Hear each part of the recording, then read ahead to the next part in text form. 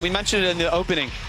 The front four really are their brightest spots because the back line, you know, they've got some very talented players in Robertson, Butuo, Marshall, Tepe, but three of those four are freshmen, and they're going against a very experienced Virginia Tech. So we'll see how that Virginia Tech Hokie team deals with it. And on the flip side, this Virginia team, mix of new talent, old talent. You've got a back line that is the best in the country. You got a midfield that I also think is the best in the country. And then you've got exciting players up top. McDermott, speed, power, Addison Halpern, a brilliant shot. And Maggie Cagle, she's going to try to isolate the outside backs of Virginia Tech, dice them up, slot across the ball, and create some chances. We're just about set for kickoff. Hokies in the maroon, #1 Virginia in the white at home, and we are off in the 2025 Commonwealth Clash.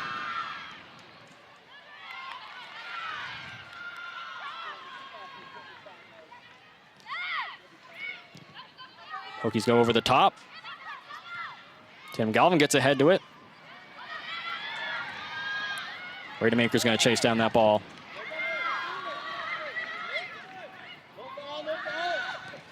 Surrounded by Hokies. He's going to get it away. That's a great turn there out of Meredith McDermott, but the ball will roll out of play. Meredith McDermott, big thing. 2024, the upset that happened in Blacksburg. Ranked Virginia Tech went down to unranked Virginia. Meredith McDermott, the only goal in that game against Lauren Hargrove. As that foul is committed, UVA is going to get a free kick. Yeah, you know, that last game, October 31st, Halloween night, UVA went down to Blacksburg, got an early goal, like you said, scored by McDermott, and held on. It was a battle, though. I mean, both those teams, every time they meet, it's exciting. It's a great game, and I think we're in store for a good one tonight. Rademaker goes towards the box. It was going to find the head of Halpern, but will be cleared. But Virginia will retain possession. Again, one thing about sort of where both teams are in terms of defense. When we talked to both coaches yesterday, they talked a lot about really the experience of on the back lines, and that really being the difference. Virginia Tech, 3 freshmen, as you said, on the back line. Virginia, meanwhile, a graduate student, captain in Lainey Rouse, Kiki Mackey and Tatum Galvin, their center backs, and then Liv Rademaker, really athletic freshman, as Meredith McDermott's going to look for Halpern inside. Tech will deal with that. Yeah, you know, Jack, I think there's a lot of truth to that. I think when you watch this Virginia back line, you see the experience in Lainey Rouse and in Kiki Mackey and in Tatum Galvin. But the beautiful thing about those 3 players is Liv Rademaker, she's a freshman. She's been on grounds for only, 2 months, 3 months now. And she gets to learn from those 3 very experienced players playing alongside them. And you see how well she's done. She's really thrived.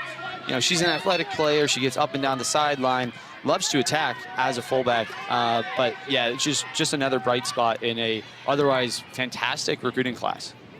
We'll talk about that recruiting class, including Jordan Hardiman, probably come off as a sub, like #4 overall by Top Drawer Soccer in the 2025 class. Yeah, I think Jordan Hardiman's really been she's been a player that UVA hasn't had to use a ton. But when she is on the field, she's great. And we look at series history there. Only win for the Hokies in Charlottesville was back in 2009. Head coach Sugar Adair was an associate head coach at the time. Steve Swanson was back in 2009, still coach in his 10th season, now in his 26th. For UVA, 497 wins in his career as Leah Godfrey, difference maker, pushes the ball to her left. And McDermott was offsides.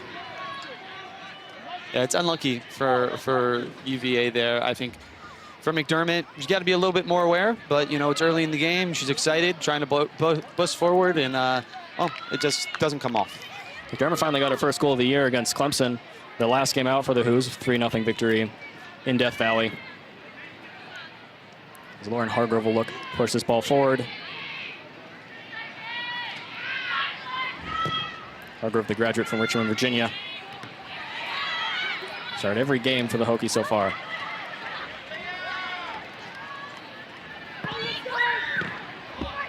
Godfrey and Halpern with a quick 1-2. The Hokies will keep possession and look to push. And this is really where Virginia needs to be careful. They need to make sure that they have those regains quickly, put bodies in front of the ball, and don't let Virginia Tech spring forward into those transition moments, because that's what they want to do. That's where they're at their best. So it's very important that when UVA loses the ball, closest player to it, they're pressing, they're closing down that space, and they're not letting it get sprayed to an outlet. Natalie Mitchell there with the good header, and she's going to take down Rademacher. Foul is called by head referee Nicole Green. Natalie Mitchell, senior from Temecula, California, started every game she's been available to play for the Hokies, all 4 years.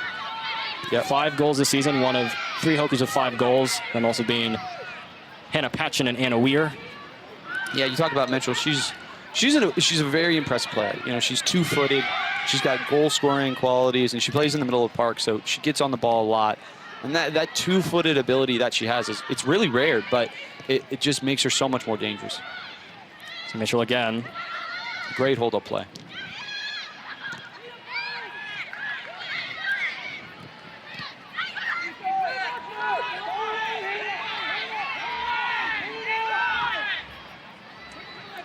Dante goes near side to Patchen. Patchen going to look for something on her left foot. Tried to put it back. It's taken away by Jill Flamia. Yeah, it's well done by UVA. Not to get that. I think for a lot of teams, you know, a cross comes in and the instinct is to boot it forward, to get it as far away from you as possible. Not UVA. UVA is coached to bring that ball down, possess it, and now look, they're stringing passes. Maggie trying to go over the top to McDermott. McDermott wins the touch. She'll push it back. Now it's Flamia. We'll go far side. Lainey Rouse has a goal in ACC play. Only the second goal of her career against Duke. That ball is going to get floated in and over the crossbar in the end. Coming up tonight at 7:30 Eastern on ACC Network, we'll have a field pass presentation of the number 3 Miami and number 18 Florida State matchup with sideline commentary. It's also available on the all-new ESPN app, so you can watch anywhere.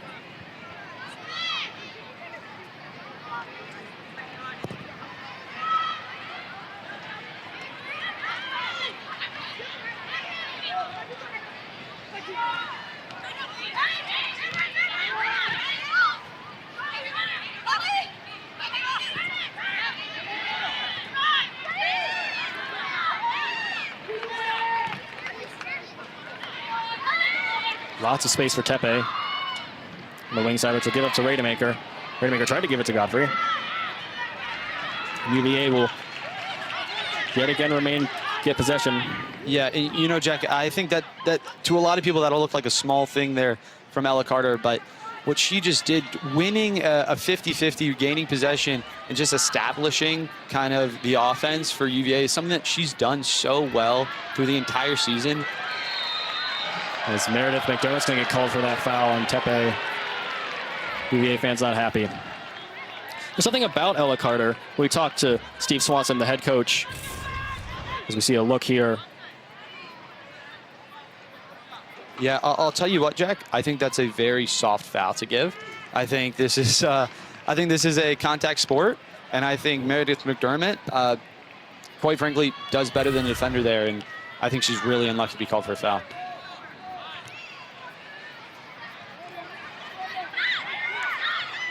A good touch by Mitchell, but Mackey's going to boot that ball out of the way. Note to Ella Carter when we talked to head coach Steve Swanson on Friday. He said he was really happy with Ella Carter, given that she had to replace Alexis Theoret, one of the best players of the past half decade or so for the Cavaliers. And as this ball's going to get in front, Weir looks for a shot, and it is off target. You know, it's a really dangerous opportunity for Weir there, and one that I don't think she's going to get a ton tonight. So when she gets opportunities like that, she's got to put it on frame. But this is what Virginia Tech does well. They've got pace up top, and they've got players that are willing to make the runs through. And it's a great ball through to Weir, and you know, she has a shot from the top of the 18. She's got to make contact. She's got to hit the frame.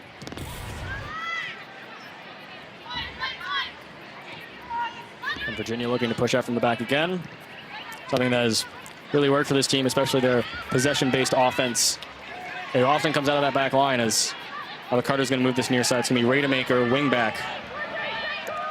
Looking for options. She'll hand it off to Godfrey. Godfrey tried to get into the box. Laney Rouse is going to fight for it, though. A bad first touch, and Anna Weir, ball still bouncing around on the Tech side of the field. That's going to be a turnover. Halpern now. They're moving back a little bit, but now they're going to push because Flammy has space. She's dangerous here.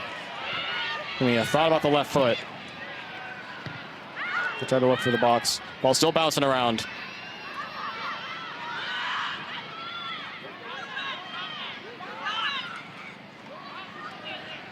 Carter hands it off. Godfrey. The defender closing. Ball still up in the air. Halpern. It's Rademacher. Well, she'll go into the middle. It's going to bounce around, and Cavaliers screaming for a handball. Nicole Green not going to stop play as Galvin fights Weir. Yeah, it was good work there from Liv Rademacher on the baseline, just to kind of isolate that defender, and you could tell she wanted it. You know, she wanted to go at her, and ultimately she did. She put in a really dangerous cross. She did it around Kylie Marshall, the one upperclassman on the Virginia Tech back line. So really good job. Now we get a look at that possible handball. Yeah, I'm not sure there's much to that. It might have touched her arm, but I think that's pretty harsh if you give that. Her arm's against her body, and not sure she really gains an advantage. Godfrey against Tepe. Having trouble controlling that one, but she'll dump it off to Rouse. UVA moving backwards with the ball. Yeah, I think Tech so far has done a pretty good job pressing this UVA team, who has a tendency to really tire teams out, to stretch the field and string passes with patience. Rademacher moving into the box. So shifty. Looks for a cross to find Flamia. Flamia, right-footed shot. Hargrove, first save of the game. And it was right to her. But it's a very promising attack for UVA. Here's Chugger. 15th season head coaching Virginia Tech, 20th season overall there. See the record, 10 NCAA tournament appearances, 2 appearances in the college, 1 appearance in the College Cup, 2 appearances in the Elite Eight. Got into the Elite Eight last year in 2024. It's 2-11-1 in Charlotte against Virginia. The big win for him came in 2013, where he beat #1 Virginia in the NCAA tournament. How about that? Yeah, Coach Adair, definitely a class act in the sport, and a very good coach who always has a strong program.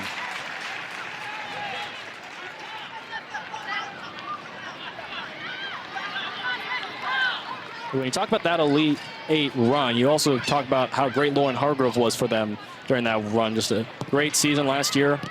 Absolutely, yeah. No, a very talented player, really good keeper, great hands. As another throw in forced by the Hokies. But the thing with it is when you look at the stats comparatively from 2024 to 2025, it seems really interesting. It's almost like she doubled her goals allowed average from last year. And in fact, she's given up more goals this year than she did in the entirety of 2024. Yeah, you know, I think if you look at the stats, it's really easy to say that she's digressed, but I think there's also something to be said for playing with a new back line. And, you know, that's not to say that freshmen can't play well in the back, but, you know, it takes a second to kind of develop the chemistry capable to play soccer in the ACC. And here's Flamia. Here's that scores! Maggie Cagle scores 15 minutes into the contest with a great left-footed shot. And the Hoosiers are on top 1-0. You know, we talked about it in the pregame, Maggie Cagle loves to go at players on the outside. She loves to isolate a defender, cut inside, and she's not afraid to rip a shot with, by the way, her off foot. That was her left foot. She's a right-footed player, but you wouldn't tell because here we see it again. Throw in from Rouse to Cagle, and she just rolls the defender, takes on another, scissors, and then hits one near post, left-footed. Hargrove, could she do better? I don't know. It's a pretty good shot from Cagle. A great player, a great goal. Who's lead 1-0? Cagle's 5th goal of the year. Scored the only goal as we see a deflection from Hargrove. Hargrove did get a hand to it. Just wasn't enough. Cagle's 2nd goal of her career against the Hokies, 5th of this season. And you know, one thing about this UVA team that they've done well and has been a big part of their success is that they score early goals. And life is good when you score early goals. You know, it relaxes you, it lets you take a breath. And I think that's going to be really big for the Hoos here tonight.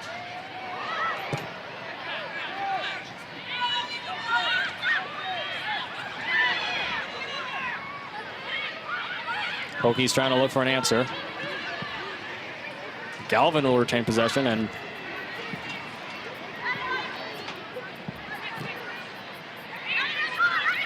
you see that there, the scoring margin. UVA plus 22. He scored first against Duke. Scored first in all their ACC games, so really good sign for them for the rest of this game to have that early goal. And for Tech, they've come back. They got the tie against NC State despite letting up the first goal of the game. They're not out of it yet, but they're going to have to find a way to really counterattack because this UVA team is running their game right now with how they're holding possession. Yeah, you know, if you're Coach Adair, you're kind of, I don't know, you're not happy with that early goal for a few reasons. It's never fun to be losing and to concede. But for the bigger reason of Tech started the game, I thought, quite well. You know, they created a really good chance. Anna Weir got in the back line, and you know, they looked like they were up for it. And then you concede, and suddenly it kind of deflates that excitement that you build before the game and that the momentum that they were generating. And now UVA, they're goal ahead. You know, they're not in a rush. They're going to keep the ball. They're going to play their game. It just makes Tech's life a lot harder. See that there, UVA yet to trail this season. Their one tie, I guess you could say the one blemish on their record so far. They scored first against Georgetown at home, let up a goal, one of only 2 goals Saffordin has let up all year, and it was a 1-1 draw as Lainey Rouse looks for Kiki Mackey. And I think moments right there where they're letting Kiki Mackey hang on to the ball. Meredith McDermott's going to get to this one. There's a little spin, tries to get to Halpern, and a swarm of Hokies on the edge of the box. Get it out, but not for long. So they go for diagonal ball here. It's going to follow McDermott in the box. McDermott's shot. And Hargrove got low and kept it from going between her legs. And that exchange right there is something that we saw against Clemson, actually, and that it led to a couple goals. Maggie Cagle being left with too much time on the outside, able to loft the ball over the top. She assisted a goal to McDermott and a goal to Allie Ross. And that's something Tech has got to be more aware of because it's quite frankly just way too easy for Virginia.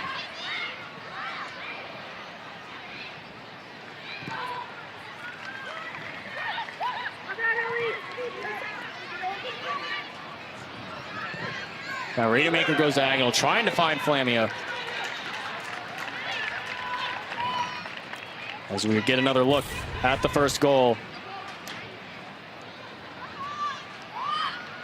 Yeah, as Cagle cuts in here, there's a bit of a deflection there off the defender that, I mean, that is just so tough for Hargrove to react to. That's practically impossible for a keeper to react to. But, you know, when you take chances, you know, you get lucky. And, you know, Cagle did well there to create that chance.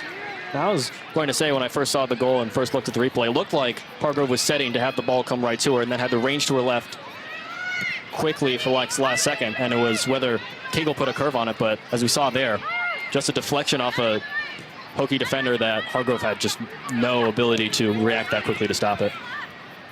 Yeah, and that's one of the toughest things for a goalkeeper to react to, because once you set your feet, your momentum is ready, you're braced, but then a deflection, it changes everything. You know, it's a bit like a new shot. And so to react to that is really tough for Hargrove. She can't generate, you know, the momentum that she needs to kind of spring there, and ultimately leads to a goal.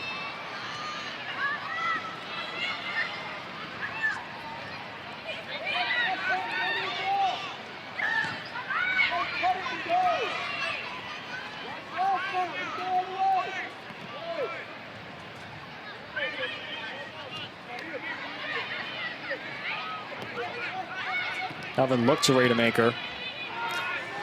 Miscommunication there from the Hokies, and now Rademacher's on the run. Nice little ball. Is Tepe going to get to it? Yes, she will, but it's offsides. Yeah, it's offside, but it's a really good tackle from Tepe and really good recovery speed. You know, McDermott's one of the fastest UVA players, and to catch up with her and make that tackle, it's a really good defensive play, even if it is offside.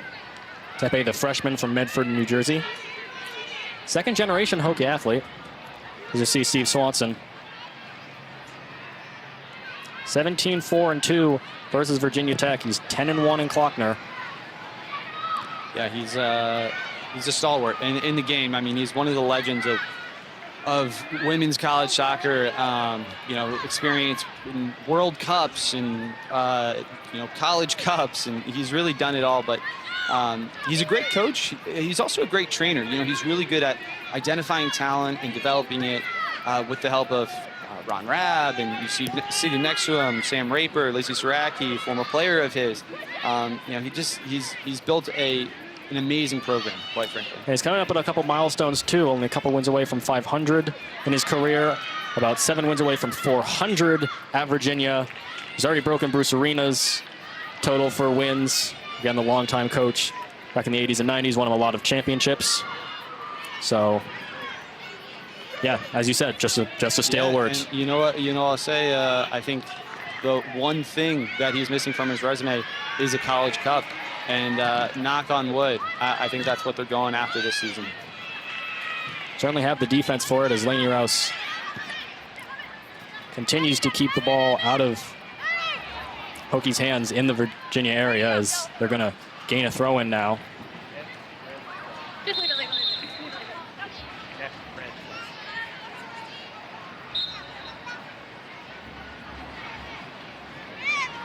Lainey Rouse will get it to Flamia. Now Flamia has space. It's Godfrey. Draws attention, gets it to McDermott. McDermott, first touch. Virginia will get it back. Flamia has space again. Now it's Rouse.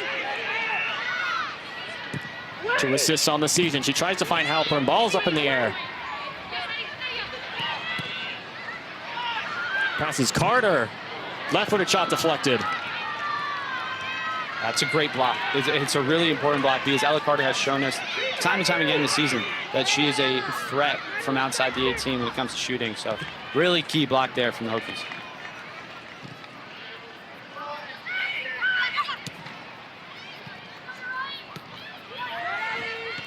So for 20 minutes into this matchup, Virginia leading 1-0. And one thing that Steve Swanson said, one of the keys they had to the game was really dictating the matchup. And I would have to say that a good amount of this game has been Virginia dictating the matchup, especially with keeping possession on their back line, not allowing Virginia Tech to really look for any chances. And the one time they had a counterattack, really, Virginia Tech, they got Weir past the back line, and in the end, that shot was just off. Yeah, I think we saw in the first 5 minutes, you know, just kind of the nerves making things interesting. And now that things have settled, I think UVA is kind of controlling the tempo, playing the way they want to play, and ultimately, as you said, just controlling the game. Rademacher made a interesting move to get the ball, but it's going to fall back to Virginia Tech. Tech trying to move up, but Godfrey says no. And Godfrey's going to spin on it and try and find space. She's got Meredith McDermott's the only person in front of her. McDermott cut in, ball went out. She's still going to get to this ball, though. It's Kylie Marshall on her. McDermott gets around Marshall in the box. She ain't really got no one. She's going to go to Cagle again, but Ellie Robertson was there. Yeah, but it's good work, especially from Leah Godfrey. Leah Godfrey muscles a player off the ball there, wins it. She travels 35 yards with it. Plays McDermott, and McDermott does really well to get around 2 defenders, create an opportunity in the box.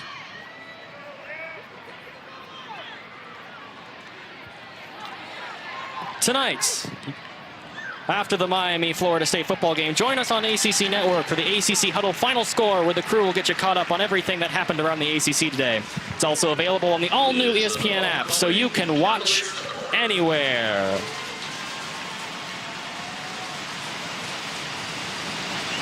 And the first corner of the game will be for the Cavaliers. And it looks like to me that UVA has drawn up something here. We got Fleming on the touchline. We got Leah Godfrey about, 40 yards from goal. I wouldn't be surprised if Steve Swanson has drawn up something tricky. Carter's going to put it to Godfrey. She'll move to her left foot. Back to Carter.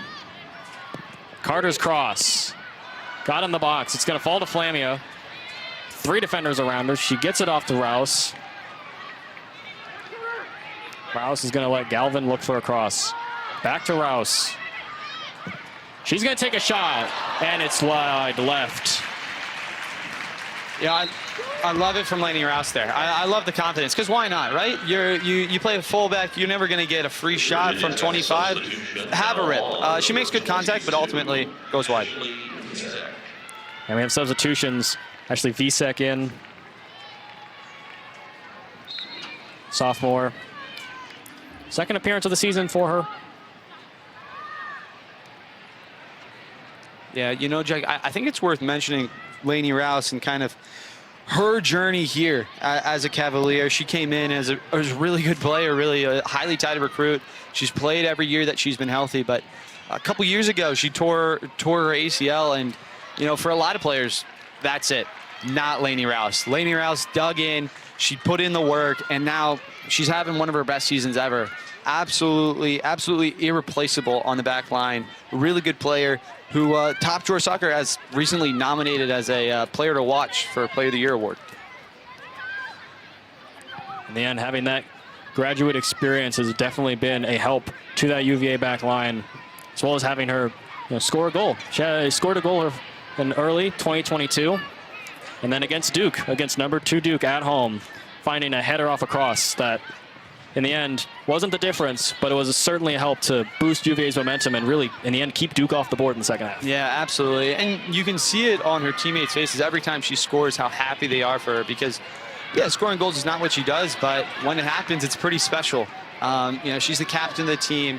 She's well-liked, and she's just a good person. Rademacher, freshman from Amsterdam. Looks for Godfrey. Godfrey's surrounded by Hokie defenders. It's so good from Godfrey there. She makes it look easy, but to receive that ball while getting bumped, defenders around her, she's so calm, so composed, always keeping possession. She's having a great season, and it's moments like that. Session going back and forth here in the middle third. And they're going to give a foul there.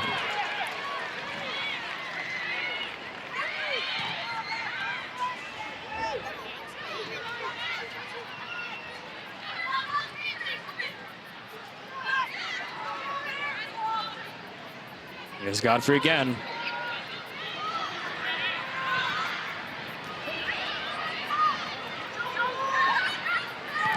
Yeah, and you see here, Virginia Tech really leaving 2 players high on UVA and just sitting Patchen and Mitchell high on the defense at all times, really. Even if UVA manages to beat those 2 and have possession above those front 2, Weir and Mitchell, they stay high. They don't get back. And the reason they're doing that is so that if Virginia Tech does gain possession, they're able to go super fast and maybe create a 2v2 opportunity.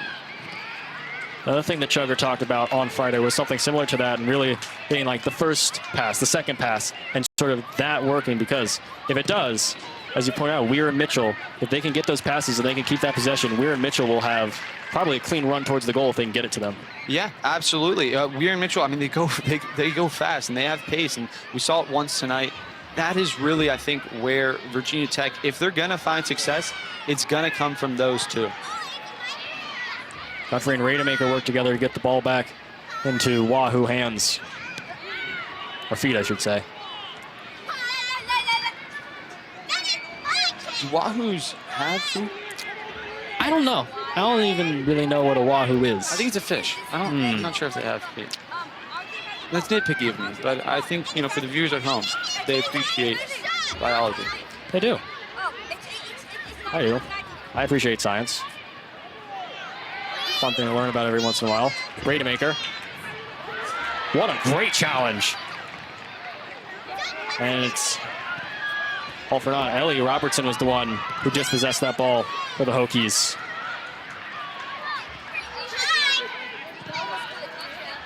And over the top ball is McDermott. Got taken down a little bit there by Kylie Marshall, but Hargrove's going to find it.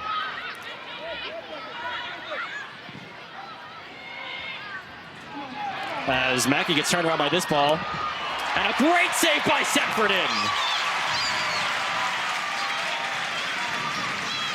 Natalie Mitchell, all that experience, and Saffordin just denied it. Yeah, she's going to want that one back, but wow, what a stop from Vicky Saffordin. You know, we talked about how good this UVA defense has been, and she's a big part of it, because every time they get beaten behind, she is waiting to face the attacker. And wow, she just comes out, she makes herself big, great kick save, and still, who's lead? Preserving the shutout. As Halpern tries to move it down. Maggie Cagle's running to this ball. Cagle's going to get to it. Ooh.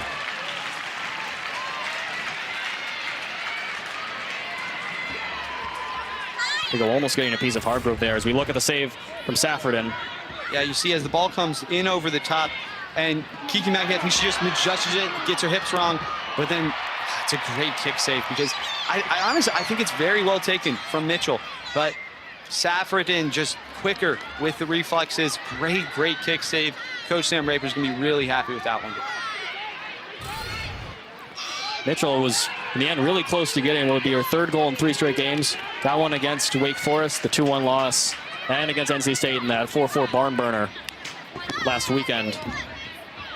Yeah, Mitchell and Weir both now getting a chance in behind, and both of them are going to want those back, because they've been really good looks, arguably better than any look that UVA has had so far, but the score sheet says differently.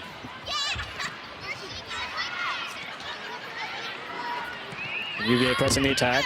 McDermott, a little spin, show shot. Hargrove makes a cool save.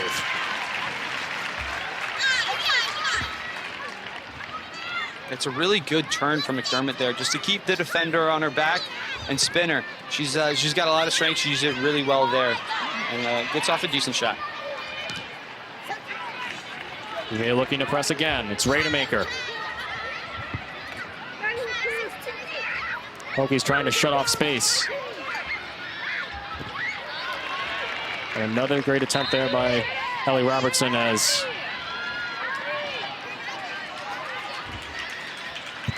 we talk about Victoria Saffordin on this defense. There's the stat right there. 2 goals allowed through 10 matches this season. 1 against Georgetown, 1 against Duke. They've been amazing. UVA's defense has been amazing this year. Only conceded 2 goals through 10 matches, but it's not one player. You know, Vicky Saffordin, we see it there, stands on her head, makes a fantastic save. But the back line in general has just been really tight. And the coaching staff at UVA has done a really good job of organizing and coordinating and personnel. And the other thing that's been awesome for UVA is the depth. You know, Liv Rademacher has made a huge impact in this game so far. She's just been taken off. Maya Carter's on. Maya Carter's been brilliant this season. You know, she used to be a 10, then a 9. Now she's playing as a center back. those are really, really important things that UVA has at their disposal this season. Ball goes to Flamia, but she's going to push it to Carter. Carter with a great ball inside. Helfrich gets taken down. Stadium and Helfrich asking for a penalty kick there, but Nicole Green didn't see it that way. Yeah, you know, we were just talking about how Maya Carter used to be a 10, and you just see a great little pass from her there to slot in Helfrich. It's a really good ball. Hard to tell from here whether or not there was a push in the back, but Helfrich certainly seemed to think so. Flamia gets a nice move. Looking for a lane towards the goal. She'll shoot, and it's off the crossbar.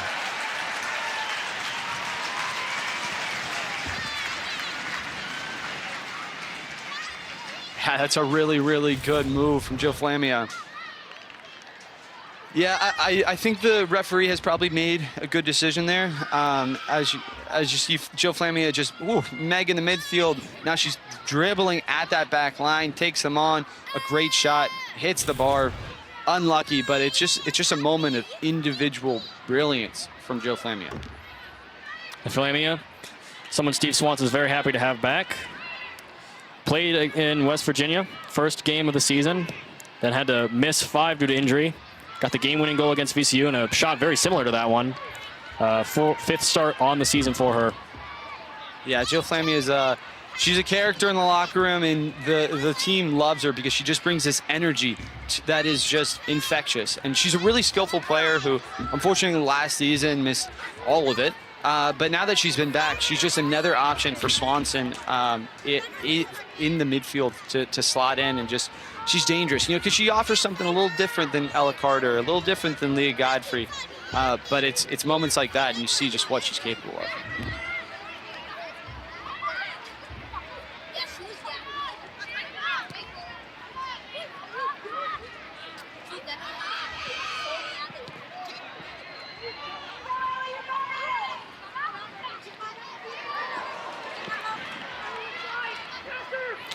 Galvin feeds it to Godfrey. Godfrey looked like she wanted a right-footed shot. Passing back and forth to Cagle. Cagle finds Rouse. Rouse scores!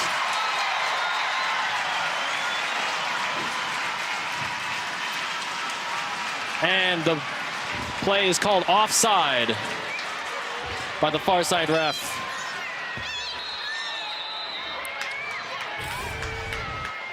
And Nicole Green is going to go to check. You know, it's interesting. As Leah Godfrey plays it out wide here, a great interchange between these two, Godfrey and Cagle. And then a one-time through. I don't know. I think that might be onside. I think she's timed it pretty well. It's difficult to see from this angle, but if I had to guess, I'd say that's onside. So I think they should take a look at this, and they are.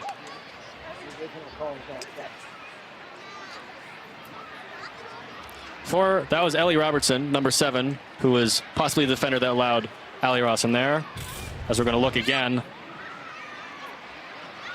Yeah, you know, Jack, I think she's absolutely onside there. I think she times the run perfectly. I think she finishes the ball perfectly. It's a gorgeous goal for Allie Ross, and I think it's going to be 2-0 Hoos.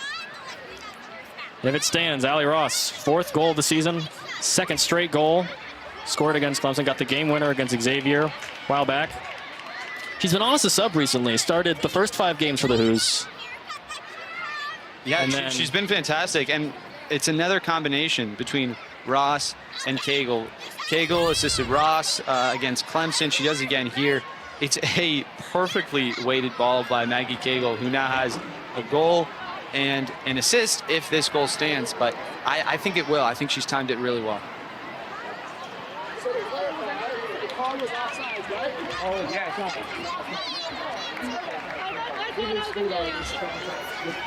Inconclusive video. You know, so I just want to make sure that it's got to be real conclusive, right? Yeah. We wait for confirmation from Nicole Green. It looks like Nicole Green is trying to tell the coaches that they don't have a good enough angle. She can't really tell, but I'll tell you what, from what we're looking at here, I don't see any world in which Allie Ross is not onside. look at it. Hey, but that's not here, I could. Yeah, but we look at it after.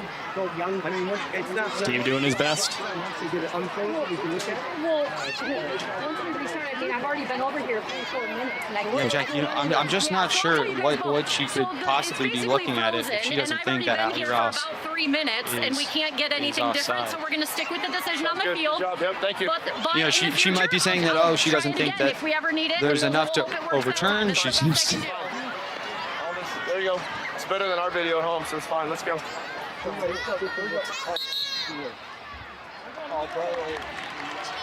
And the call is offside. And I think what she's probably decided is that she doesn't have a definitive look, but the look we're seeing, she sees, and it's pretty obviously onside. So I think that's a bad call. For Ali Ross taking will be her 4th goal of the season off the board. Junior from Atlanta, Georgia.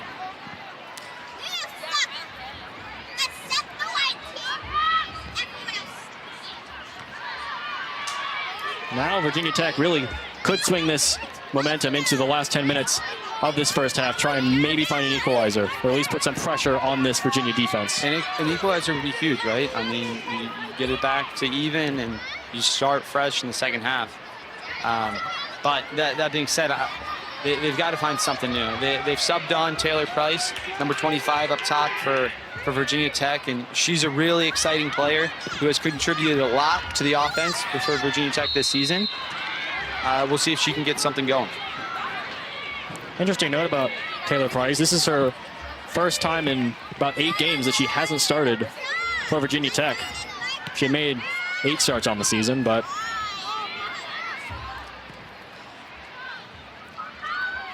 yeah, it's tough to say. You know, why Coach Chugger has taken out the starting lineup today, and you know, we don't know what's going on. Maybe she's got a little bit of an injury. Maybe, you know, not feeling well, but she's a really good player, and she's on the field now, and I think she'll make an impact at some point in one form or another.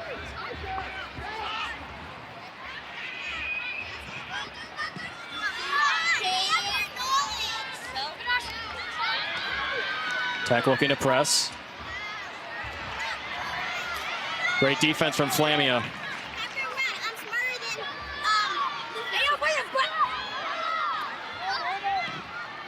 As Carter streaking in through center, she's going to find Cagle.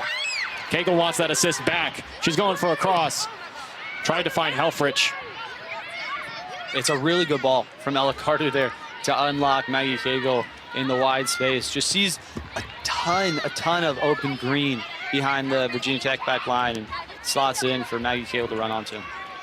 Women's sports take over the afternoon every Sunday on ACC Network. This week we start at noon Eastern with volleyball. Number 5 Pitt hosts Georgia Tech. Then we have a soccer doubleheader, Cal SMU at 2. And then number 19 North Carolina hosts Pitt at 4. Should be a great afternoon of matches.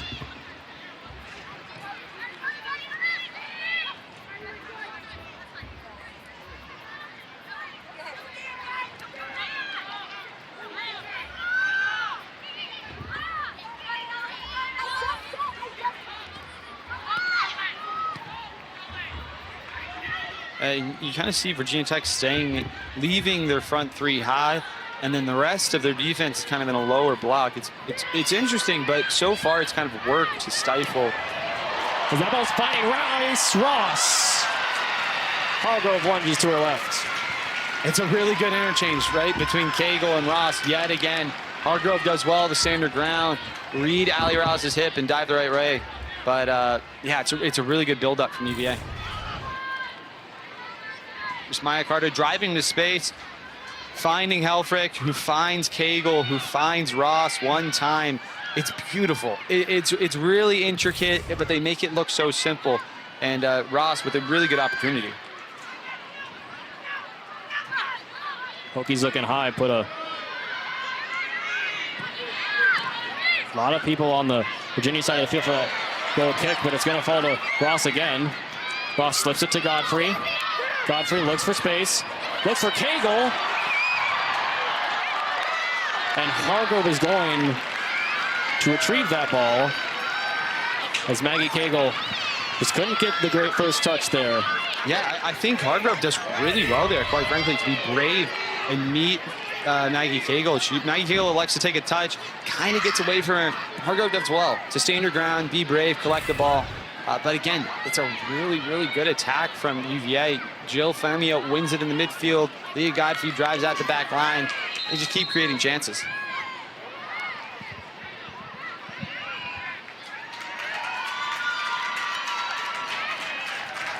Substitutions now. Leah Godfrey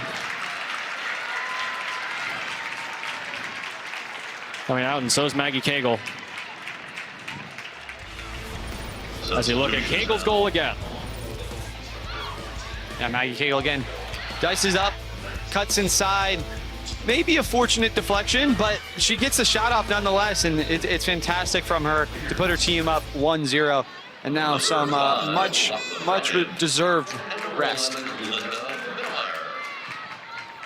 As she's replaced by Lachlan Ryan, who is just, quite frankly, a fantastic story.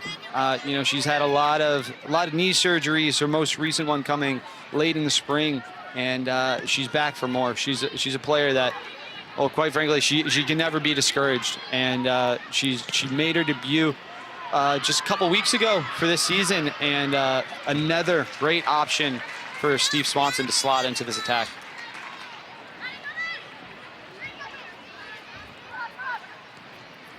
There she is.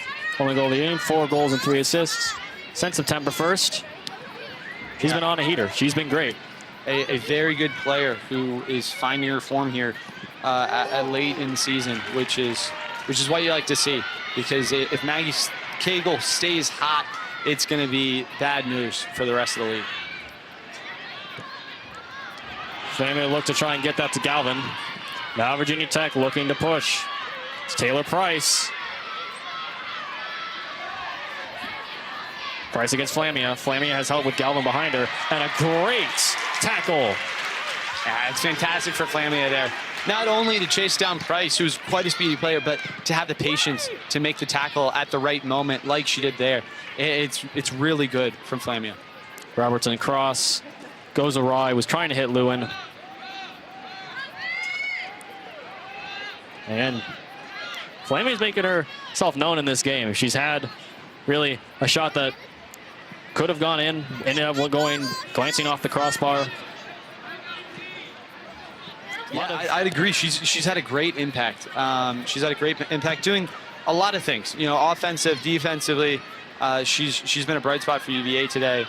A lot of energy, a lot of touches on the ball, and that's something that Coach Swanson wants, because she's one of the more creative UVA players. She does well to create chances when she's on it, whether that's passing, whether that's dribbling at players, whether that's taking shots. She is a jack of all trades. And a great challenge by Lachlan Ryan, and Ryan's moving. She's got Ross to her right. Gets it to Ross. Ross has some space. Not great control, though. She keeps it going, though, and the shot is deflected. That's a great tackle by Lachlan Ryan. Not only to win it, but to maintain the possession and then drive, 40 yards with the ball. Fine Allie Ross, who has a half-decent shot at goal. Again, I think UVA might find another before this half is over. Lainey Rouse went for goal there a little bit. Or at least tried to find someone, but Hargrove collects it.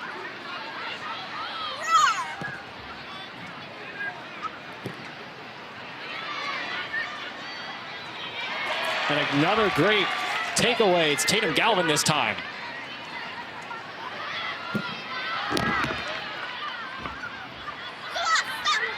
UVA will yet again keep control. Yeah, and you see it, those regains are really important for UVA to maintain the tempo that they want. Not let things get too hectic, too crazy. Just keep the ball.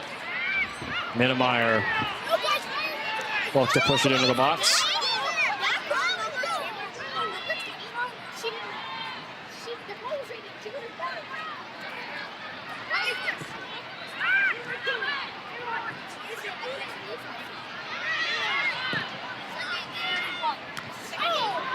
Really good from Ella Carter there. not a super tall player, but to get up and win a header like that, it's not an easy thing. But Ella Carter, really good in the air, wins a free kick off of it too. She's going to look like it was Samantha de Guzman who committed the foul.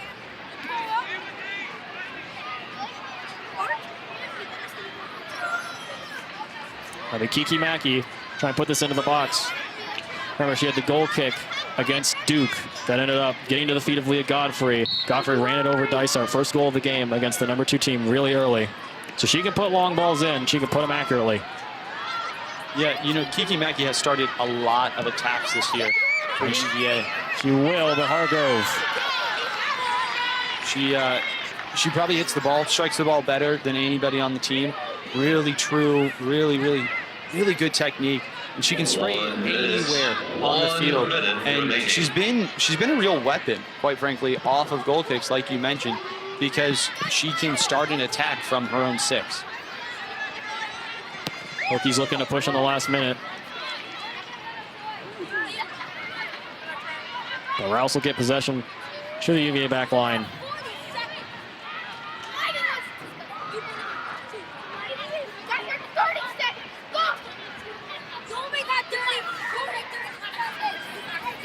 Carter moving in space. She'll push it back though.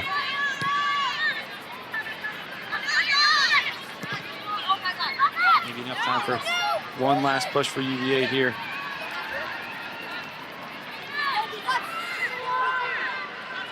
Looking for Helfrich's at least fighting for it. 10, 9, 8, 7, 6, 5, 4, 3, 2, 1. And with that horn, 45 minutes down in this 2025 Commonwealth Clash. Maggie Cagle, the sole goal for number 1 Virginia, as the Hokies will go into the locker room deep this second half. So no goals for her. Give Hokies best of a chance as we are kicked off in the second half.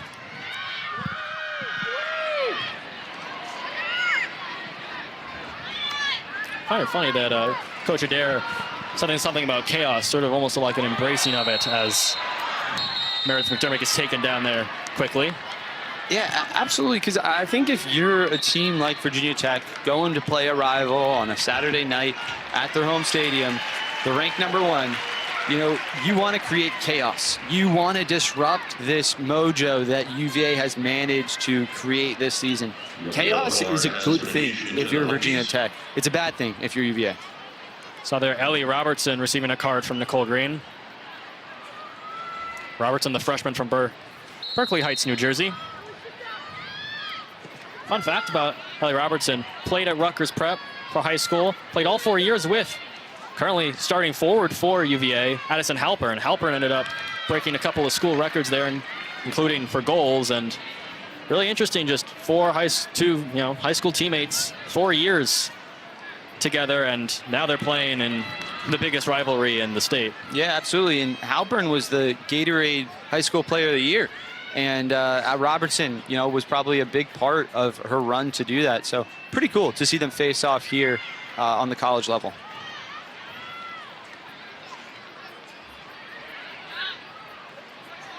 We'll talk about relationships with this rivalry, family affairs. I've seen my own fair share of house divided between Virginia Tech, and I think that plays into this game as well because number 10, Maggie Cagle, sole goal of this game. Her mom was the head coach of Virginia Tech women's soccer for a couple of years during the 2000s, including that 2009 win here in Charlottesville, the only time Virginia Tech has beaten Virginia in Charlottesville. Yeah, the soccer world is a very small one. You know, Maggie Cagle, who has the sole goal of this game, her mom, like you said, was Chugger Adair's boss at one point. So the soccer world's a small one, and it keeps getting smaller, and that's definitely an example of it.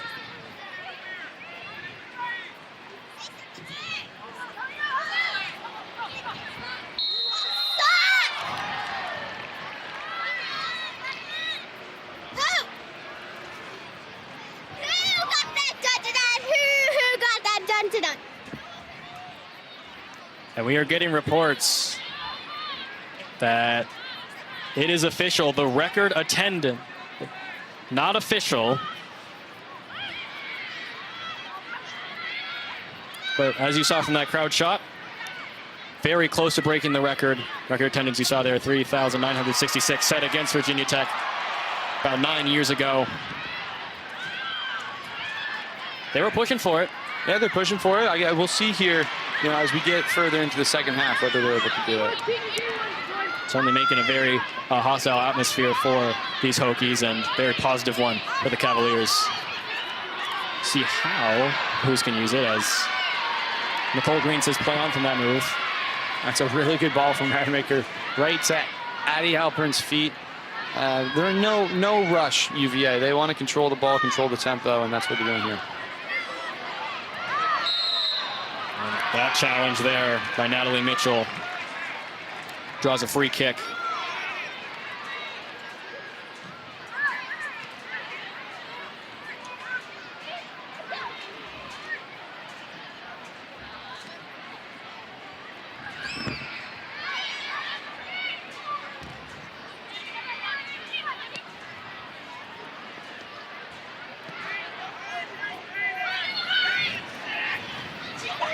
Rademacher now. So moving near side. Flamia has space, at least for a brief moment. Now Rademacher looking for a cross. She'll sky it. Yeah, she's going to want that one back. Doesn't quite get her hips around that one and isn't able to whip it in. But UVA looks good to start this half, controlling it as they do. The college basketball season starts November 3rd, and ACC Network gets you ready with ACC Tip-Off, the conference's annual preseason media days. 8 hours of coverage starting at 9 a.m. Eastern for 3 straight days. The women are featured all day Monday and Tuesday morning, and the men Tuesday afternoon and Wednesday. You can also watch each day streaming on the all-new ESPN app.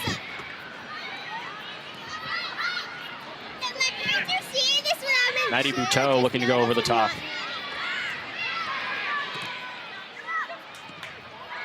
There's a great steal there. Position ping-ponging. Virginia looks to settle it.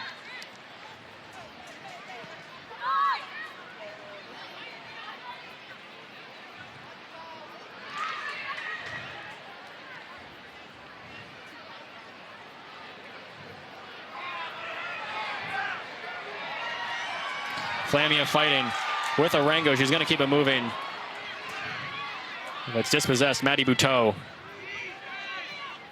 Yeah, I think Flamia just trying to do too much there. Linger on the ball too long. Rainey Rouse fighting for that one. Doesn't draw a foul, and now she gets it from Nicole Green.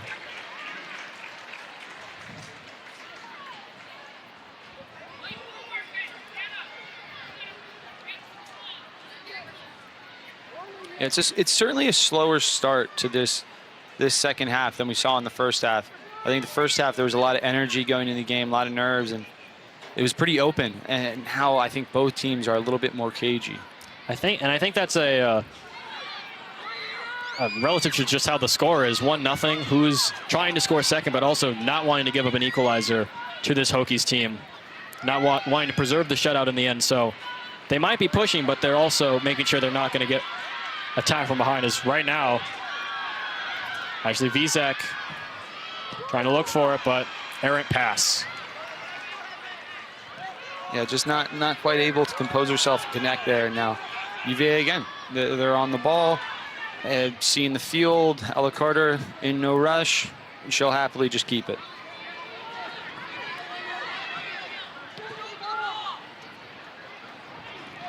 Halpern trips over the ball there to give it back to Virginia Tech. That's a good ball. Weir against Rouse. Rouse will win it. Now Cagle has a little bit of space. Tried to get it to Halpern on the move. No dice. It's a good thought. It's a good thought from Maggie Cagle, and it's a good run from Addie Halpern. Just need a bit more shape on that ball if you want to connect, but it's a really good look, and I think it comes off if the execution is just a bit better.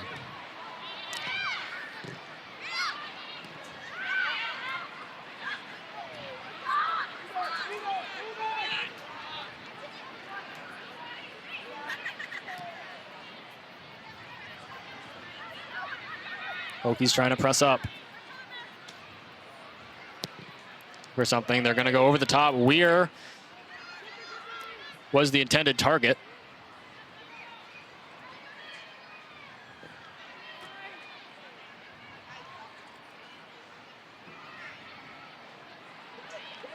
Yeah, if I'm Virginia Tech, I think it's too calm right now. It's too calm. You're not being disruptive enough. You're not pressing the ball enough. You know, UVA will sit on the ball all day. You know, they will string passes together all day. You've got to change something if you're Tech. And a great tackle there, Tatum Galvin. That's going to allow them to start moving. Great touch from Maddie Alpern.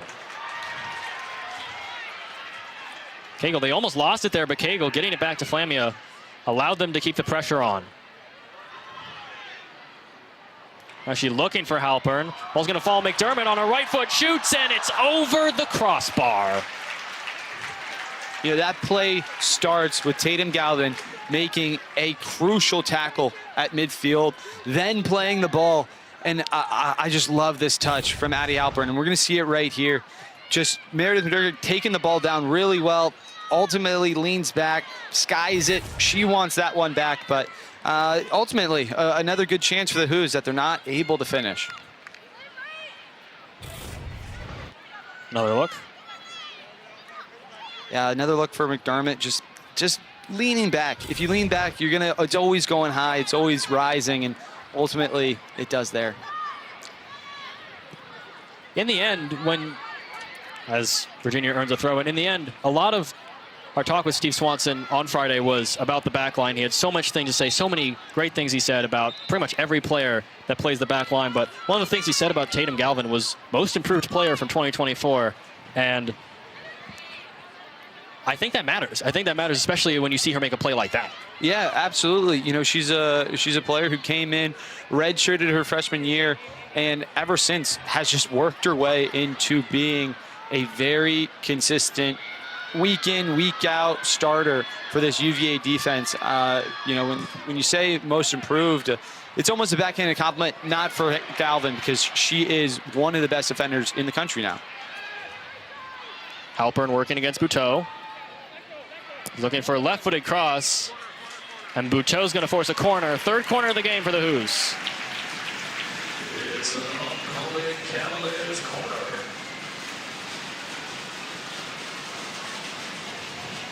Yeah, and we saw it in the first half. UVA trying to draw up some trickery, and we see it again here.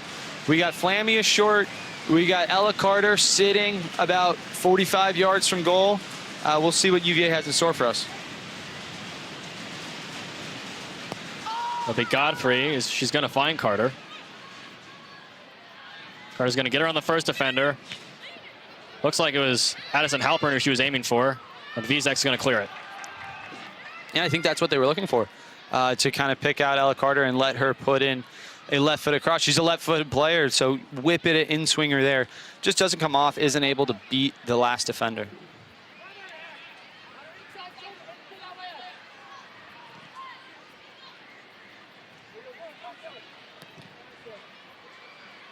UVA trying to go over the top again. Cagle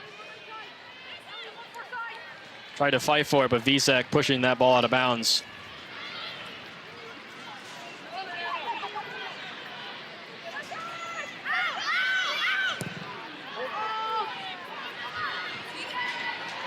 That's a really, really good header from Tatum Galvin. Not only to win it off balance, but to find the feet of her left back.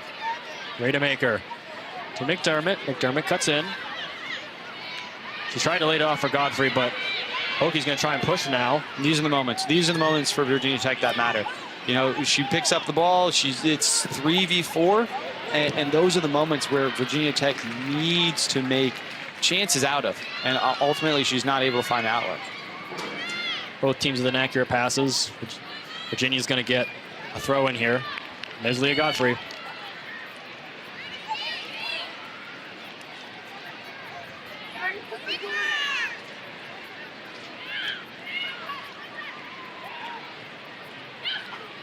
Godfrey's going to get the ball again. Hands off to Flamia. Flamia dangerous from this part of the box. Shoots, and Hargrove. Cool, calm, and collected. Yeah, you know, Jill Flamier receiving the ball there, and I think it was Arango who was defending her, and I think she thought, oh, okay, force her to her right. Little does she know about Jill Flamier, she's two-footed, and she's very happy going to her left, having a shot here. Ultimately, it's a little too central, easy save for Hargrove, but another good opportunity for UVA. I think that was good play, team defense in the end by the Hokies. They really forced her to hit that ball right down the middle, right down in between them, and in the end, Hargrove was right there for it. Absolutely. Patchen wins that ball, but she can't get it around Rademacher.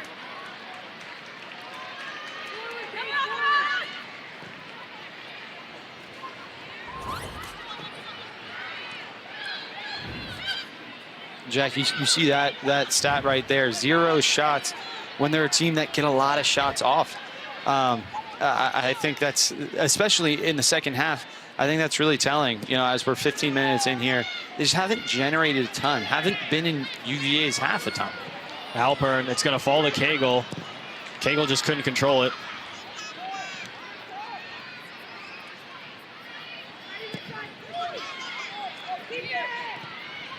Tech just really hasn't had a long string of possession in the second half that wasn't moving forward. I think it's usually they've been trying to keep their back line, allow that back line to try and find a space to work with, but in the end, other than that, they've really not been getting any possession in the second half. I think that's what's leading to no shots. Yeah, and you know, if I had to guess, I'd say they look a bit tired. They look a bit less energetic than they did in the first half. You know, first half, anytime they got the ball and were going forward, they were all about balls over the top, running onto it, and they just don't quite seem as energetic as they did in the first half. I think that's to UVA's credit. They're a team that likes to stretch the field. They're a team that likes to stretch out their defense of the opponent, force them to run around, and maybe that's really just been it. UVA has the conditioning right now. They're playing their game, and in the end, Virginia Tech's just not prepared for it. Absolutely. It's really hard to chase the ball for 90 minutes, and Virginia Tech is finding that out. Rouse in space. They'll go over the top again. They're going to try to get it to Halpern. It's going to be a weird angle. Halpern gets a great first touch. Going for a shot. And Hargrove puts her left foot down.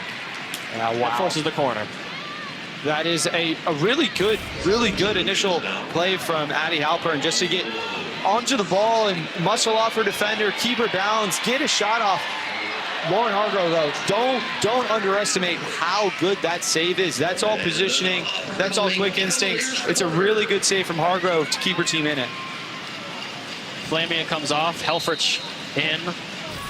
Ella Valente also appears for the Hokies. Virginia's fourth corner kick. They're going to go straight with it. Punched out by Hargrove. She went a good bit out of the goal mouth to get that one. Rouse fights for it and is going to get it to Godfrey. Yeah, and with Flamier stepping off and Carrie Elfrick getting subbed on, I think what we're going to see is Addie Halpern sliding into the center of the midfield, Meredith McDermott playing as that number 9, Carrie Elfrick on the left, Maggie Cagle on the right.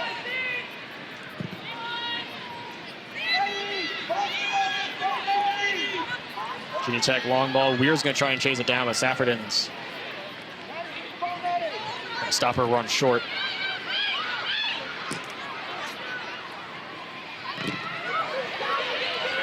Flexion there, giving the Hokies a chance, and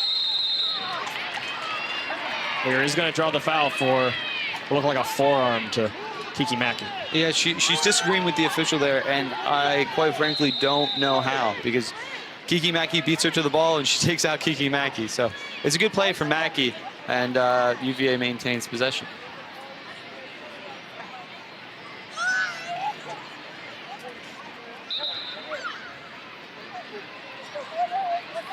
Stoppage of play.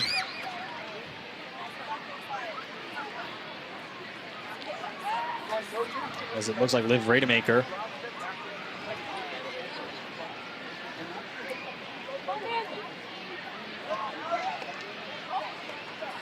He's down. Steve Swanson asking for his team to come to the bench.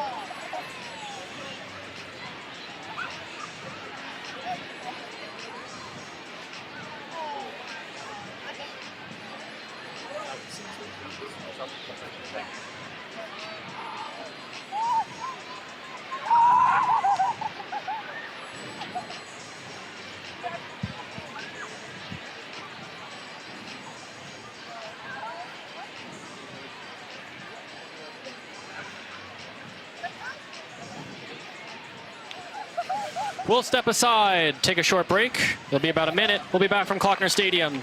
Finish this game. Don't go anywhere.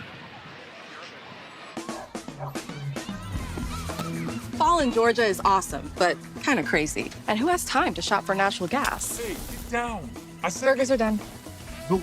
That's why Georgia Natural Gas keeps it simple, with great rates and reliable service. Kind of makes you feel all warm inside and outside. So sign up with GNG and get $100 off your first bill, because these days, simple is just what you need. SC, you gotta make some changes. If I was in charge, I'll make it more hardcore. Taekwondo should be allowed. Offside! And make it more dramatic. That is quite dramatic. There should be more icons to play with this year.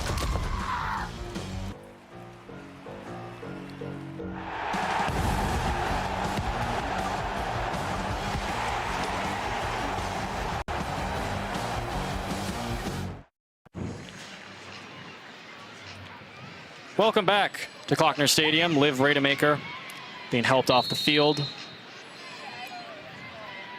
Yeah, a really key player for UVA, Rademacher. You got to just hope it's not too serious and she'll be back playing shortly. Maya Carter will step in for her on the UVA back line.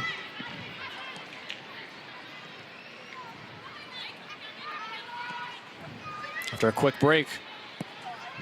Who's up 1-0? Hokies still trying to break it in. Who's looking for a second now. Puts it to McDermott. McDermott trying to move to what looked to be a right foot. Now they find Godfrey. Godfrey with her left. Deflected. Carter keeps it in play. It's Helfrich.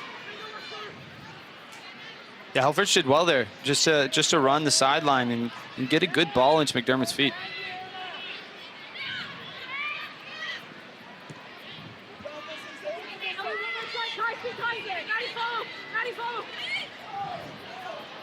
Halpern in the box.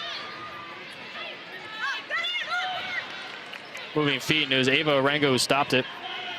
Yeah, a really crucial touch from Orengo there because Lainey Rouse was overlapping in a very dangerous spot. And that's going to be a takedown on the edge of the box. And a really short free kick coming up on the near side for the Who's. Orengo charged with the foul. Yeah, you know, Jack, it's close to the 18, but it's a pretty awkward position because it's probably not central enough to shoot, and it's not very close to the baseline, so it makes a cross a little trickier. But I think Leah Godfrey is probably the best free kick taker in the country, so if anybody could put one on target or create a very dangerous opportunity for her teammates, it's Leah Godfrey. I would agree. You see there, Cagle moving off. It will be Godfrey to take it. Godfrey's actually going to push it. Cagle's going to shoot. And it's over the bar. Yeah, it's a decent idea. It generates a pretty good shot for Cagle, but ultimately she's just not able to generate anything that's quite dangerous, I would say. But, you know, a shot from the top of the 18, you'll take that most days. Kendall D'Amelio now on for Ava Orengo. As Coach Adair making a couple substitutions now.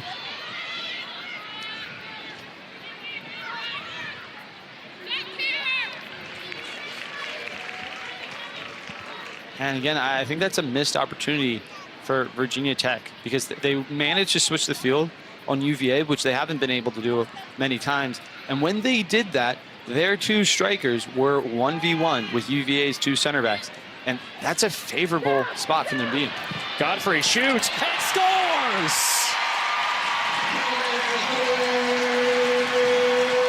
She's dangerous. We said it on the free kick. And that'll put home her 7th goal of the season. And give the Who's what they need to start pulling away from the Hokies.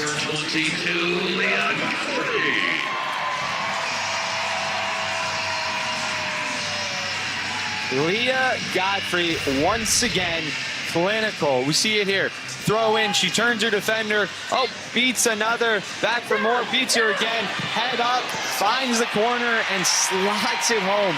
Leah Godfrey, time and time again, has been deadly from outside the 18. She continues to do it here. And you see, it goes in, she turns around, a cocky walk back, because she knows when it hits her foot, when it leaves her foot, she's the best player in the country. Substitution for the Cavaliers, number 8, Natalie Mitchell.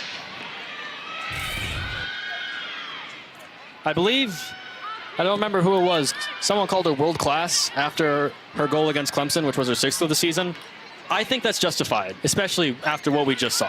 I think it's really fair. You know, she's a 3-time All-American, and she's certainly going to be an All-American this year because she has been just so good in really clinical moments. She's generated goals from positions that shouldn't normally be goals. And you see it there, like, it's off a throw-in, right? She gets the throw-in to her from 50 yards from goal, back to goal, turns a defender, beats another, and then slots it home.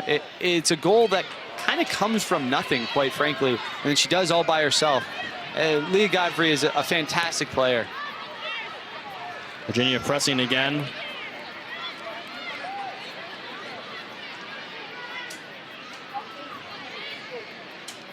Tonight, after the Miami-Florida State football game, join us on ACC Network for the ACC Huddle Final Score, where the crew will get you caught up on everything that happened around the ACC today. It's also available on the all-new ESPN app, so you can watch anywhere.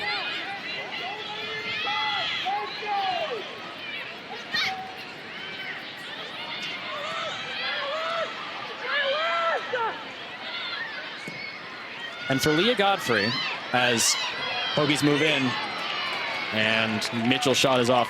Leah Godfrey has now scored a goal in all 4 of Virginia's ACC matchups. That's a pretty big deal, especially later in the season. They're going to be playing, Florida State and Louisville, 2 teams with great goalkeepers, great defense. But she's creating a streak that I think is really going to pay dividends, assuming she can keep it up into the rest of the ACC play for the Cavaliers. No, absolutely. And it's important for a couple reasons.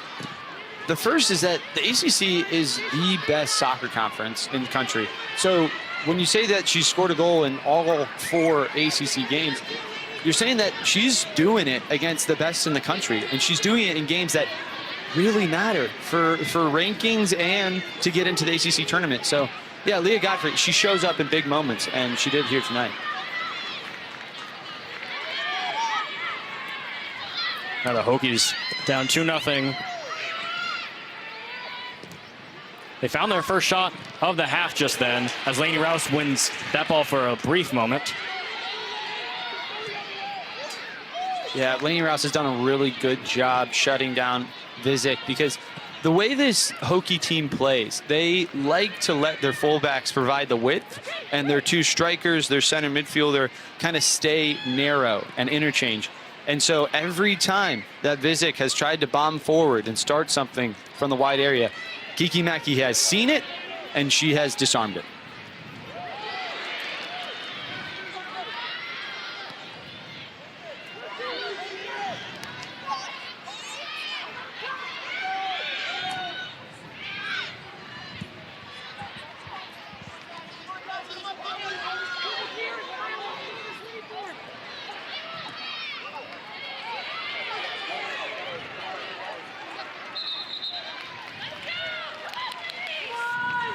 The Harrison Olympic Center just opened here on the grounds at UVA, and have a little clip here of what Steve Swanson wanted to say about the impact it has on his women's soccer team. Let's take a look. This facility will help us continue to attract the best student athletes from around the country and globe who are committed to getting a world-class education and competing at the very highest level of collegiate athletics. The message the university and athletic department is sending with this new facility is we are invested with you. We see the value of your hard work. We see the importance of athletics within the university community, and we support you.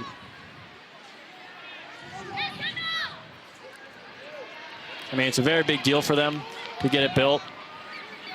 Absolutely, absolutely. And I think, there's a few things to say about it, right? It's a beautiful building. It's millions and millions of dollars of investment. It's got all the bells and whistles.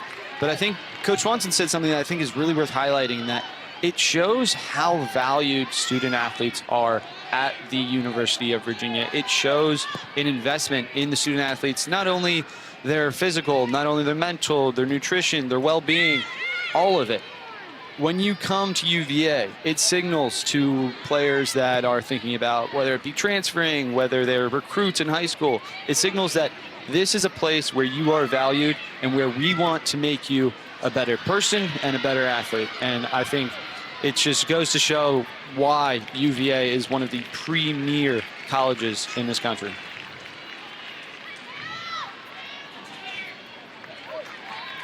Look who's back on the bike, Liv Rademacher. I think she looked at the screen and saw herself on there. That's why she's smiling. Freshman out of Amsterdam, Netherlands. Waving to the camera there. Yeah, love to see that. Love to see a smile on her face, because she's a really important person for this team. And you never like to see a player go down with an injury, but you love to see him come back so soon. And that's a great ball to Cagle. Cagle is going to try and find Helfrich with a slow ball. Helfrich got her foot to it, but Hargrove wasn't letting it by her. Yeah, it's a nice early ball from Cagle. It's a good idea. And Carrie Helfrich is literally inches from scoring her first collegiate goal. And now here's the counterattack.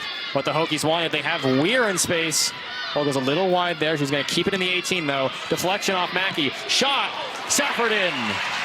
Says nuh-uh.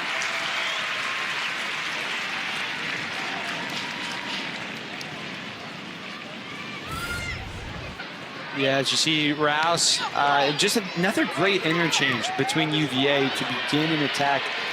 Cagle gets her heads up, and first time slots the ball in. It's a really awkward pace. Carrie Helfrich almost gets to it, but not quite able to make contact. And on the other end, immediately, Hannah Patchen making contact. Pretty good look, but Vicky Saffordin, again, any time Virginia Tech has started to generate something, she has been waiting to meet it, and she's done really well there to gather. And we talked about this with Coach Adair, the amount of newcomers, the amount of freshmen that have come onto the roster for Virginia Tech. Hannah Patchen, really one of the early stars of that. 5 goals, tied for lead on this Hokie team with stalwarts such as Mitchell and Weir. And here's Leah Godfrey. After a rough 2024, coming off the injury in 2023, you see it right there. World class. World class indeed. And yeah, I think last year she was coming off that injury, getting back to herself, and this year we're kind of seeing just what she's capable of. And I think if she can continue to do it, this UVA team is going to be really hard to beat. Speaking of freshmen making waves, it's Jordan Hardiman who comes on for Godfrey.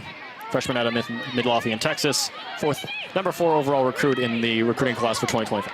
And for good reason, because Jordan Hardiman is a fantastic player who unfortunately plays for a very talented UVA team as a midfielder, where breaking into the midfield is nearly impossible. So she gets her minutes here and there, and when she does, she's been fantastic. But luckily, she's able to learn from, the Ella Carters, the Leah Godfreys, the Jill Flamias, and she's going to be able to carry that. And I think she's going to have a really promising career because she's a very talented player. Tech looked for a cross in the far post. Lainey Rouse denying again. And D'Amelio's push into the 18. Ball has not been settled, but it'll be Galvin who does.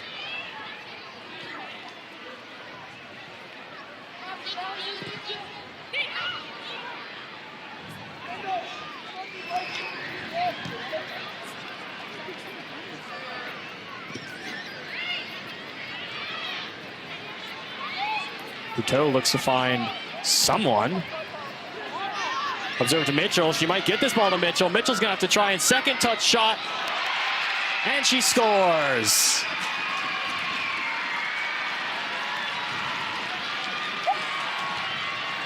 Looked like it was off the side of the net for a moment. But a great ball in from Buteau. And Natalie Mitchell now takes the Hokie team lead with 6 goals on the season. Virginia Tech still in it. Yeah, the Hokies have life, and it's been coming. It's been coming all game long. Just those looks in behind. You know, it starts from the keeper, works its way up. But I think if you're UVA, you're a little disappointed because there were warning signs. There were warning signs, and here it is. Just a very simple ball over the top that Mitchell runs onto. And she does well.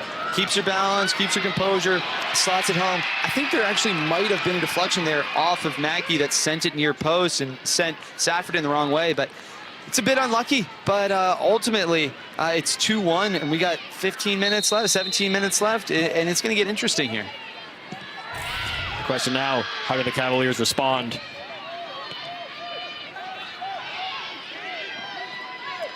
Natalie Mitchell, 23rd goal of her career. Again, has started every game she's been available to play in Blacksburg.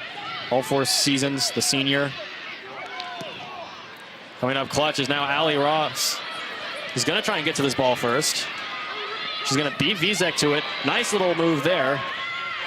Fighting forward Visek. Visek's going to win it and look forward. It's going to fall to Rouse instead. Carter gets stripped up a little bit. Peyton May doesn't draw the foul. But you can see it, right? You can see that jolt of energy that Virginia Tech now has. Now that they're within 1 goal, they've scored against the best defense in the country. They've got a little pep to their step now, and I think that's something UVA's got to be wary of.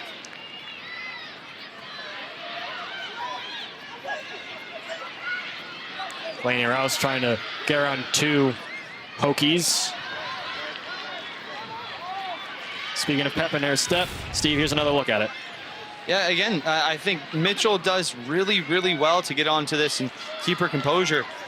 And it's an unlucky deflection if you're UVA, but man, Tech is excited. You know, scoring a goal against a really good UVA team, against a big crowd, and now there's gonna be a fight.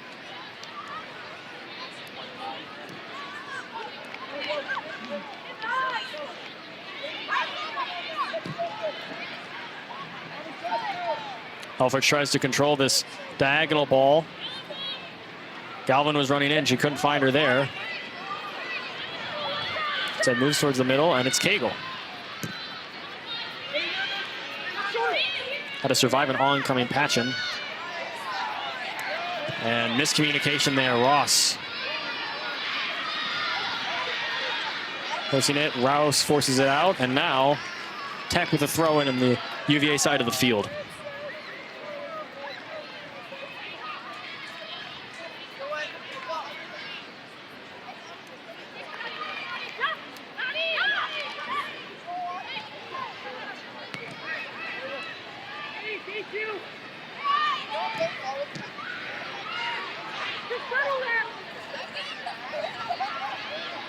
That's very well done by Ella Carter.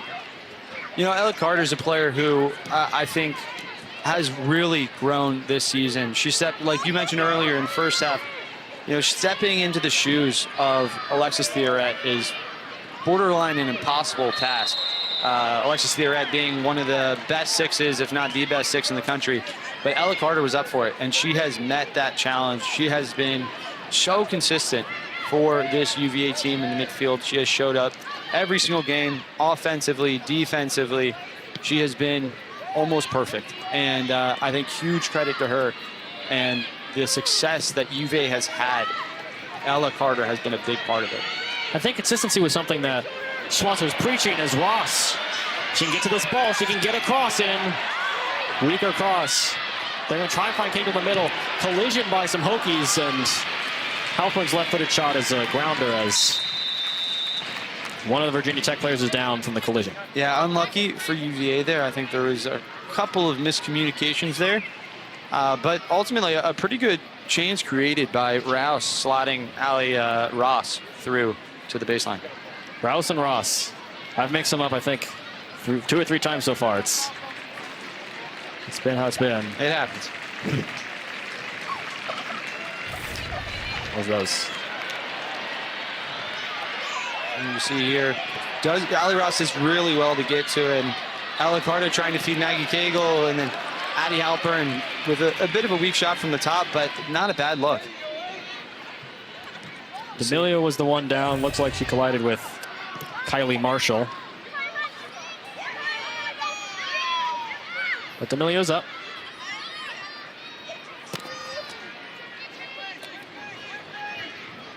And the Hokies now looking for the equalizer, which would be huge. Again, the Hokies only 1 point in ACC play so far, and it came in a 4-4 game at home against NC State. As Maya Carter's going to win that ball. It came in that draw that they were winning up until the last minute of the game. Yeah, you know, I think when you look at Virginia Tech's record this season, it's misleading because they're below 500. They haven't won a game in the ACC, but they have played their ACC games really close. You know, they lost 2-1 to Wake Forest in a game that, quite frankly, they were probably the better team. They lost 2-1 against UNC, the reigning national champions, and now they're losing 2-1 to UVA, the best team in the country. So they're a great team who just, you know, it's just moments. Their season has come down to moments that they just haven't been very lucky. A lot of substitutions. Lee Godfrey back on now for the Who's. Lachlan Ryan also on. Talking about her in the first half when she appeared. Yeah, you know, I think the substitutions made are very telling because it's 3 first years off and 3 upperclassmen on. And I think what that signals is Steve Swanson saying, all right, let's let the upperclassmen close this one out for us and let their experience carry us through these last 12 minutes.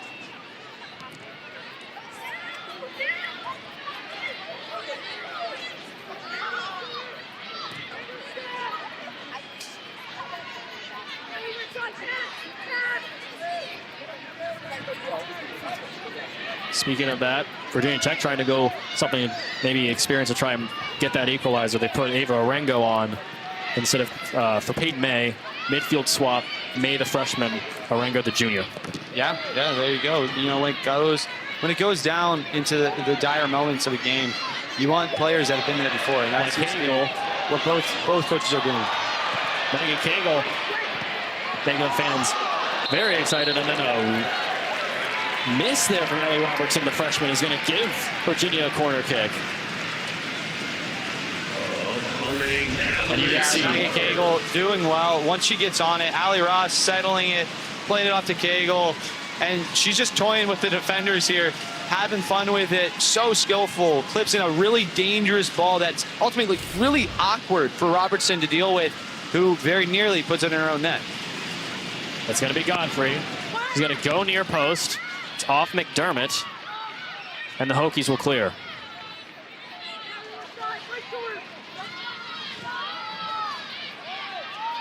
And again, Jill Flamia doing her defensive work, does well to win that ball back.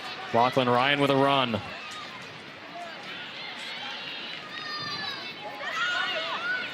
Possession moving between the two teams. And it's moments like this. It's moments like this where I think UVA really needs to settle it.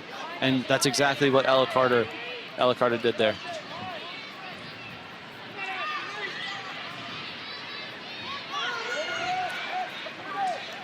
Now it's Flamia. Looking for space. McDermott has some space against Robinson. Then it's Godfrey. Godfrey towards goal. Godfrey shoots. Deflected. It's still in the middle. Ross had the best chance at it, but it's cleared. At least out of the 18 for now. Ryan's going to get to it. That's a really good shot from Godfrey, generating a really dangerous opportunity. And I like it from UVA because I think some teams have the tendency to sit back and get cagey, and that's not what they're doing. They want to get that third goal and put them away. It's really good, again, from Hargrove, who I think has had an excellent game tonight and kind of stood on her head in moments, and she does it again there, denying Godfrey. They get less than 10 minutes in this game as Lachlan Ryan now making a move. The sophomore into the 18, tried to get it to Ross. Ross fighting, and in the end, going to foul as Hargrove's on the goal kick, and there it is. Third all-time largest attendance in Klockner Stadium history for the women's soccer. Only 351 short of the record. Not a bad turnout, Jack. No. You know, we got some good college football matchups tonight, but people want to watch women's soccer instead. And I think they made a good decision because this has been a great game. But most of them looking for the Wahoos to really finish this one off. Maybe Flamia can give it to him. Flamia's got two people. They're trying to make sure they're not offsides. It's Ross and McDermott. Okay. Now it's Godfrey. Carter. Swarmed by Hokies, and errant pass. Barango Ryan will put it back in UVA possession, and now she wants to push. And she's given space to McDermott. McDermott, not a great touch. Yeah, and again, we talked about it right before Virginia Tech scored their goal, how they need to start disrupting UVA and disrupt that rhythm so that they can cause some chaos and cause some transition moments. That's what they need to do right now, because right now UVA is kind of finding their footing again, establishing the tempo, establishing the rhythm. And if they do that, then it's going to be 8 minutes that go by really quickly. Yeah, as foul committed by Patchen. I was going to mention that because there was a point around the goal when Virginia Tech had almost tied the amount of shots in the second half. We know we talked about earlier in the second half, they take a lot of shots in the second half. They've outshot their opponents by almost 2-1 in the second half so far this season. They weren't really getting that at the start of the second half. They started to creep up, get really close. That's a great header from Ross, but not on target enough. Yeah, it's a really dangerous ball and a really good header from Allie Ross that doesn't quite come off because Lauren Hargrove's caught in no man's land there. And, you know, we've talked earlier about how Maggie creates opportunities with her foot from her own half, and she did it again there. Just picks her head up, says, okay, I'll try for Allie, and drives a laser to her head. 7:20, the clock has to run. We're only stopping on As Nicole Green as of now. talking to look like the replay studio down on the field.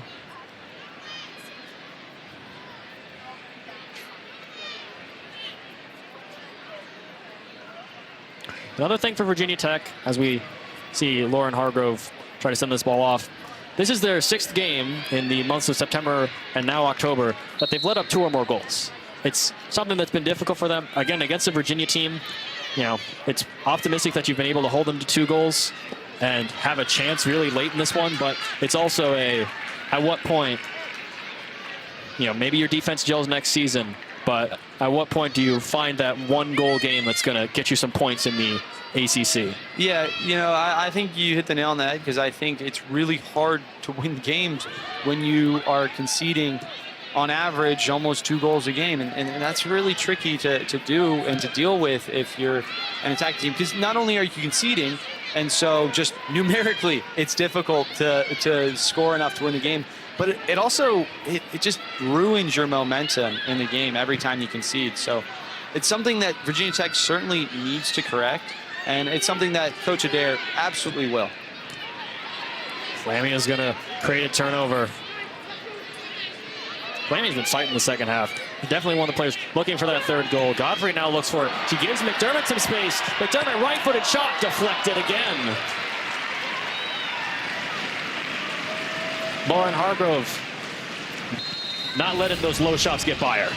Yeah, really well done from Jill Flamia to find Leah Godfrey. And Leah Godfrey, a really good through ball to Meredith McDermott, who has a pretty tricky angle here, tries to make the most of it. But again, Lauren Hargrove having an excellent game, standing her ground, doesn't go too early, keeping her team in it. Allie Ross being substituted out for Tatum Galvin.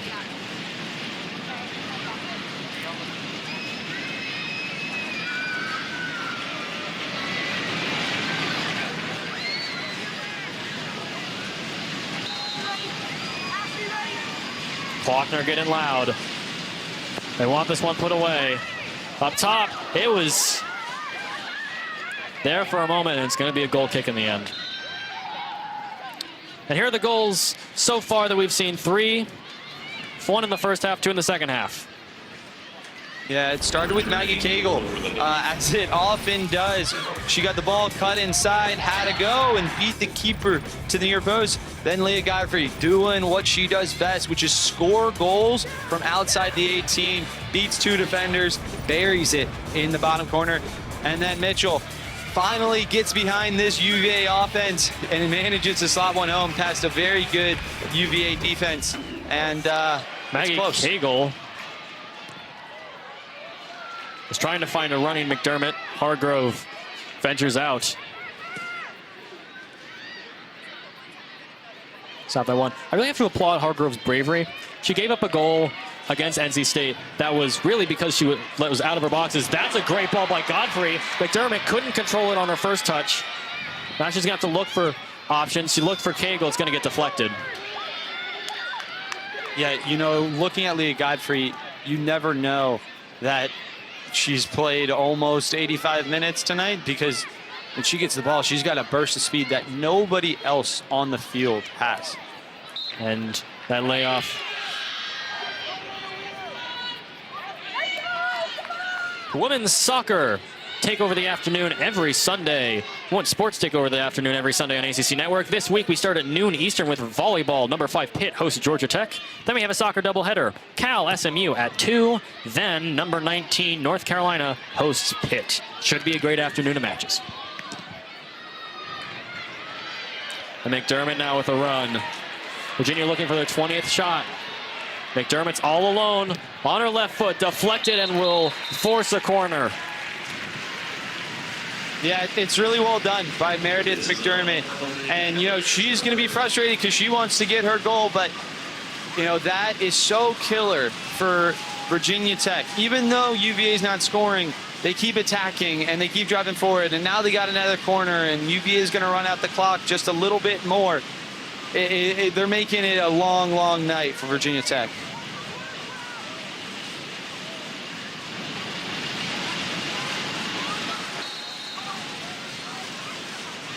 Godfrey and Flamia tried a very short corner. In the end, it's out of bounds. Again, clock management now coming into play for the Hoos as they look to keep the ball out of their side of the field for as long as possible here in the late going. Yeah, I think if you're UVA, what you're trying to do is you just don't want to counterattack. You know, you don't want to let them get in behind you, keep the ball in front of you, whatever it takes, and ultimately just go slow it down. And McDermott, Kylie Marshall to blame for another corner, and Godfrey and Flamia allowed to run out some more clock. Yeah, ball's gone out 4 times in the last minute, and it's just death by 1,000 cuts if you're Virginia Tech. Virginia Tech now going to go quick. They finally got a throw in of their own, and instead Virginia going to control now. Spin there by Flamia. Lay to try to lay off for Ryan, but in the end, Virginia Tech could have turned on that ball, but it's just going to end up being another throw in that Virginia can really take their time on.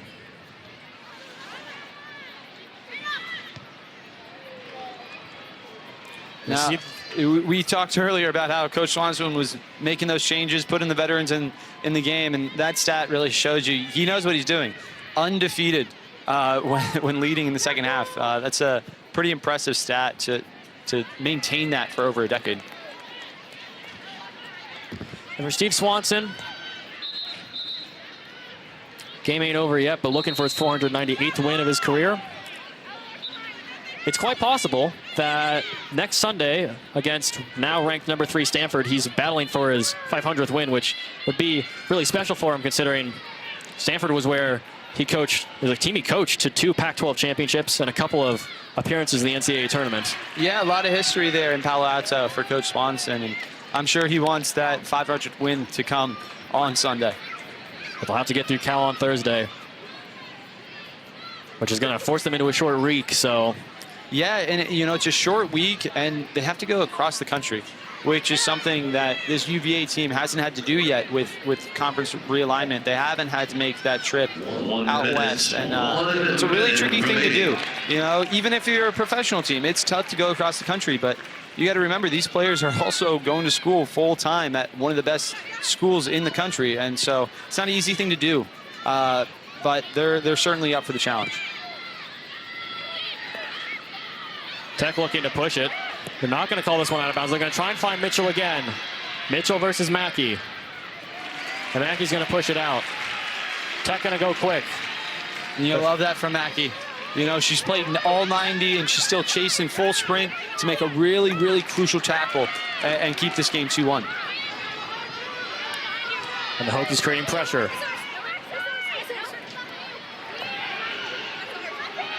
Again, not letting this ball out from the byline as we have less than 15 seconds in this one. Hokies getting one final chance. 10, and they'll roll it out for a goal kick. 8, 7, 6. It's actually, no, it's a corner. They're going to fire it. 2, and it's just wide the header, and that'll do it.